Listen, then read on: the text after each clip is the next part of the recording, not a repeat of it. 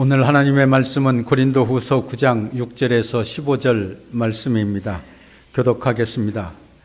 이것이 곧 적게 심는 자는 적게 거두고 많이 심는 자는 많이 거둔다 하는 말이로다.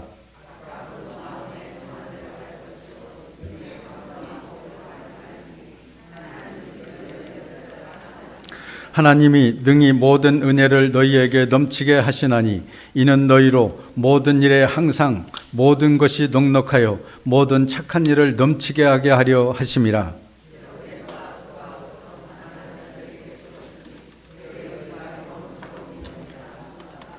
심는 자에게 씨와 먹을 양식을 주시는 이가 너희 심을 것을 주사 풍성하게 하시고 너희 의의 열매를 더하게 하시리니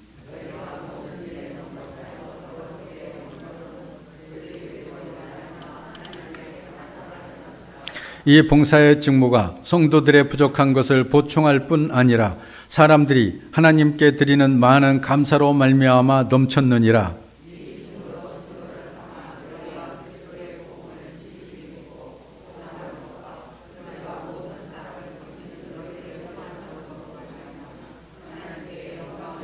또 그들이 너희를 위하여 간구하며 하나님이 너희에게 주신 지극한 은혜로 말미암아 너희를 사모하느니라.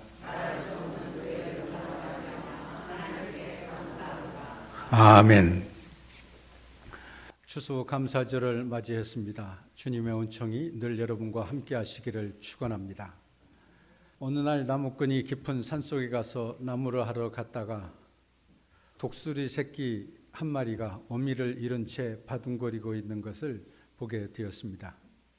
나무꾼은 그 독수리 새끼를 불쌍히 여겨서 자기 집에서 키우는 닭들 사이에서 이 독수리 새끼를 키웠습니다. 세월이 지나서 이 독수리 새끼는 이제 독수리가 되었습니다. 어느 날 하늘을 쳐다보는데 큰 독수리 한 마리가 유유히 높은 하늘을 날고 있는 것을 이 독수리는 보게 되었습니다. 독수리는 그것을 보면서 나도 저 푸른 하늘을 저렇게 높이 나를 수 있다면 얼마나 좋을까, 그렇게 탄식했습니다. 자기는 독수리인 줄 알지 못하고 있었기 때문이었습니다. 닭들 사이에서 자라서 그냥 날개는 있지만은 퍼덕이면서 날지 못하고 걸어다니고만 있는 그 닭들과 함께 걸으면서만 지내고 있었기 때문이었습니다. 자신을 독수리라고 생각하지 않고 그냥 닭이라고 생각했기 때문에 그렇게 부러워한 것이었습니다. 분명히 날 수 있는데도 날지 못하고 있는 것이 그의 처지였습니다. 이것은 비단 이 독수리만의 문제는 아닙니다. 때때로 우리들도 그렇게 스스로 낮추어서 생각할 때가 많이 있습니다. 우리는 지극히 높으신 하나님의 자녀인 줄로 믿습니다. 하나님의 형상대로 지음받은 하나님의 백성인 줄로 믿습니다. 하나님께서 주시는 은총과 축복을 얼마든지 누리며 살아갈 수 있음에도 불구하고 낙심해서 살아갈 때가 있습니다. 나는 닭이야. 날개를 아무리 펼쳐봐도 소용이 없어. 날개는 있지만은 날지 못하는 것이 나의 엄연한 현실이야. 그러면서 체념하고 살아가고 있지는 않습니까? 자기 자신을 부정적으로 보고 할 수 없다고 낙심하면 우리는 아무것도 할 수 없습니다. 자기 스스로를 향해서 그렇게 생각하도록 하는 것이 마음의 운전사라고 말할 수 있습니다. 이 내 마음의 운전사가 어디로 안내하느냐에 따라서 우리는 행복의 길을 걸어갈 수도 있고 불행과 절망의 길로 나아갈 수도 있습니다. 우리는 마치 자동차와 같습니다. 자동차를 세워두었는데 누가 움직이지 않으면 그 자동차는 영원히 서 있을 것입니다. 물론 요즘에는 전기자동차, 자율운전 자동차도 생겼다고 합니다만 그 운전대에 앉아서 누가 어떻게 운전하느냐에 따라서 이쪽 길로도 갈 수 있고 저 길로도 갈 수가 있습니다. 내 마음의 운전사, 이 운전사가 좋은 길로 인도하면 우리는 행복하게 살아갈 수 있습니다. 그러니 우리는 내 마음의 운전사가 잘 되어야 됩니다.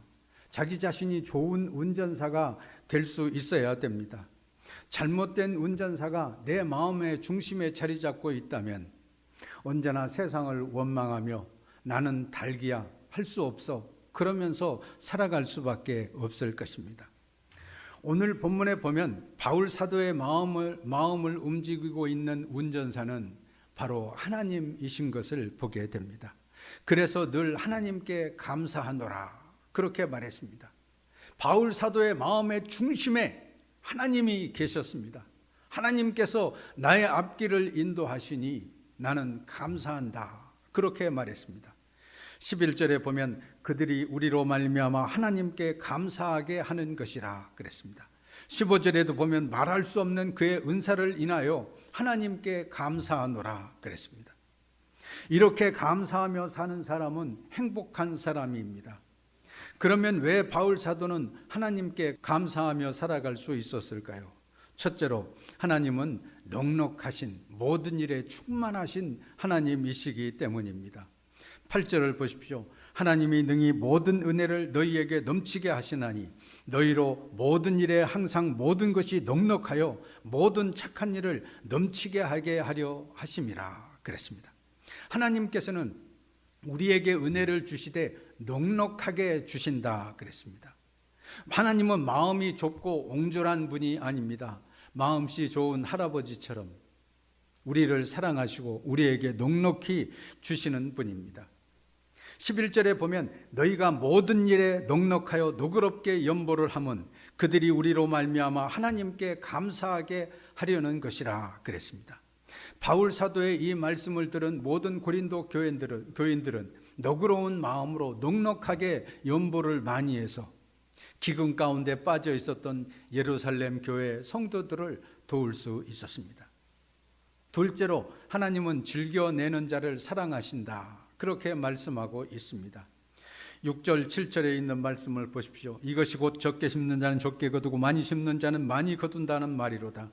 각각 그 마음에 정한 대로 할 것이요 인색함으로나 억지로 하지 말지니 하나님은 즐겨내는 자를 사랑하시느니라, 그렇게 말씀하고 있습니다. 오늘 우리가 추수감사절을 맞이했습니다만 우리가 드리는 헌금의 원칙은 마음에 정한 대로 하나님 앞에서 기도하고 마음을 정한 대로 하는 것입니다. 인색함으로나 억지로 하면 그것은 하나님을 기쁘시게 할 수도 없고 하나님의 사랑을 받을 수도 없습니다. 하나님은 즐거운 마음으로 내는 자를 사랑하신다, 그렇게 말씀해 주시고 있습니다. 그리하면 그 크신 하나님의 사랑은 우리에게 더 많은 곳으로 되돌려 주실 것입니다. 하나님께서 지난 한 해 동안 지켜주심을 감사합니다. 코로나 위기 가운데서도 지켜주심을 감사합니다. 경제적인 위기 가운데서도 지켜주심을 감사합니다. 모든 일에 항상 모든 착한 일을 넘치게 하려는 하나님께서 넉넉하게 채워주신 줄로 믿습니다. 그래서 우리는 늘 하나님께 감사하며 생활해 나가야 됩니다. 내 마음의 운전사가 하나님이 되셔서 하나님께 늘 감사하며 살아갈 수 있도록 인도함을 받아야 됩니다. 누가복음 17장에 보면 어느 날 예수님께서 나병 환자 10명을 고쳐주셨습니다. 도저히 고칠래야 고칠 수 없는 천형의 질병인 이 나병을 달고 살던 이 10명의 환자들의 병을 깨끗이 고쳐주셨습니다. 얼마나 기뻤을까요? 이제 내 인생은 폈다. 예수님께서 내 병을 고쳐주셨으니 너무나 큰 그 기쁨을 안고 각자의 집으로 돌아가기에 바빴습니다. 여보, 나 돌아왔어. 아이들아, 나 이제 건강해졌다. 나 이제 새롭게 살 거야. 우리 가정은 멋진 인생을 살아갈 수 있을 거야.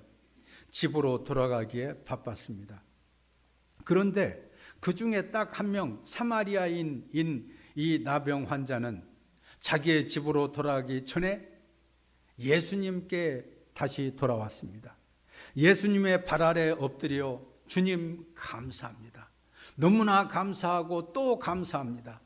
먼저 집에 달려가고 싶지만은 주님의 그 크신 사랑에 감사하여 먼저 주님께 나왔습니다. 주님께 먼저 감사를 드렸습니다. 그때 예수님께서 말씀하십니다. 10사람이 다 깨끗함을 받지 아니하였느냐? 그 9은 어디 있느냐? 이 이방인 외에는 하나님께 영광을 돌리러 온 자가 없느냐? 그렇게 말씀하셨습니다. 우리는 은혜를 모르는 9명의 나병 환자처럼 되어서는 안 될 것입니다. 주님의 발 앞에 엎드려 먼저 주님께 감사하는 자가 되어야 할 줄로 믿습니다. 셋째로 바울 사도는 말할 수 없는 하나님의 은사로 말미암아 하나님께 감사를 드렸습니다. 생각하면 모든 것이 다 감사였습니다.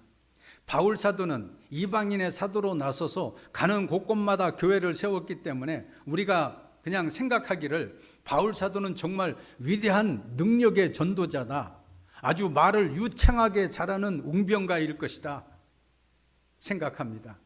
그런데 성경에 보면 바울 사도는 늘 나는 말에 조라다 그렇게 표현을 했습니다. 나는 잘 말을 할 줄을 모르는 사람입니다. 바나바처럼 훌륭한 학식이 있어서 말을 많은 사람들에게 감동을 줄 수 있는 말을 할 수 있는 사람이 아닙니다. 바울 사도는 무슨 돈이 많아서 가는 곳곳마다 교회를 척척 세운 것이 아니었습니다. 많은 사람들을 감동시킬 만한 언변을 가지고 있지도 않았습니다. 막강한 황제의 권력 그 비호를 받고 교회를 세운 것도 아니었습니다. 많은 사람들이 그가 나타나기만 하면 박수 쳐주고 요새 인기 스타처럼 환호해주고 존경해주는 사람들이 있었기 때문에 교회를 세운 것도 아니었습니다. 가는 곳마다 냉대요, 박해요, 핍박뿐이었지만은 바울 사도는 이상하게도 하나님께서 은혜 베풀어 주셔서 말로 다 할 수 없는 은혜를 베풀어 주셔서 고린도 교회를 세우게 하시고 또 갈라디아 교회를 세우게 하시고 빌립보 교회를 세우게 해 주셨던 것이었습니다. 그러니 바울 사도는 돌이켜보면 내가 돈이 있나, 무슨 능력이 있었나, 무슨 권력이 있었나, 아무것도 가진 것이 없었는데도 불구하고 그 박해 속에서도 죽지 않고 살아서 주의 몸된 교회를 세울 수 있었으니 하나님의 은혜에 참으로 감사하지 않을 수 없었습니다. 바울 사도는 말로 할 수 없는 하나님의 은사에 대해서 나는 하나님께 감사하노라, 오늘 본문에서 이렇게 고백하고 있었던 것이었습니다. 지금으로부터 한 500년 전인 1620년 영국의 청교도들이 미국에 도착했습니다.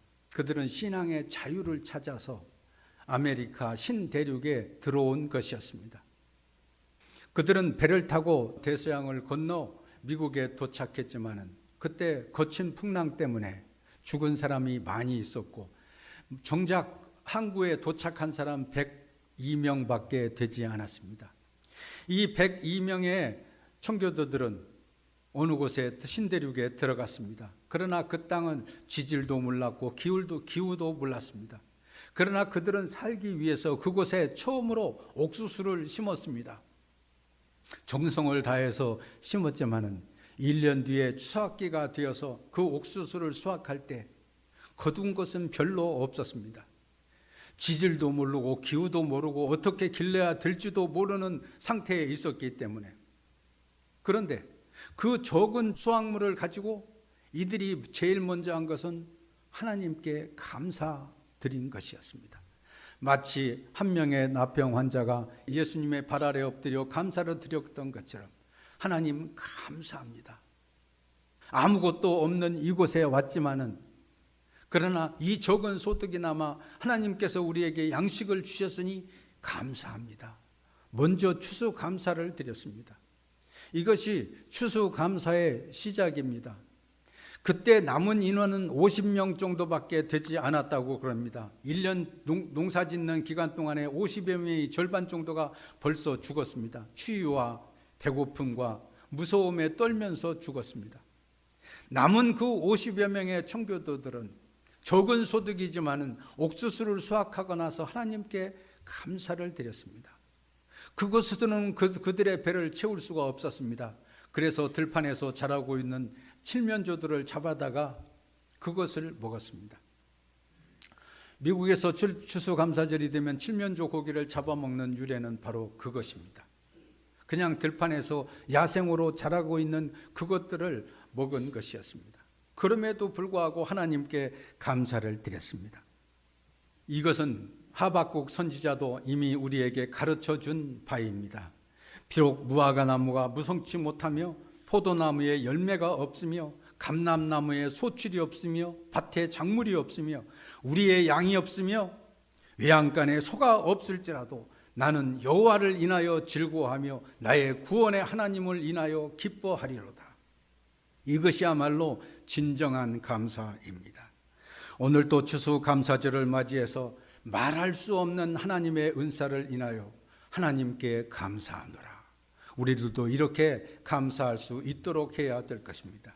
이것이 바로 하나님께 드리는 진정한 감사이기 때문입니다.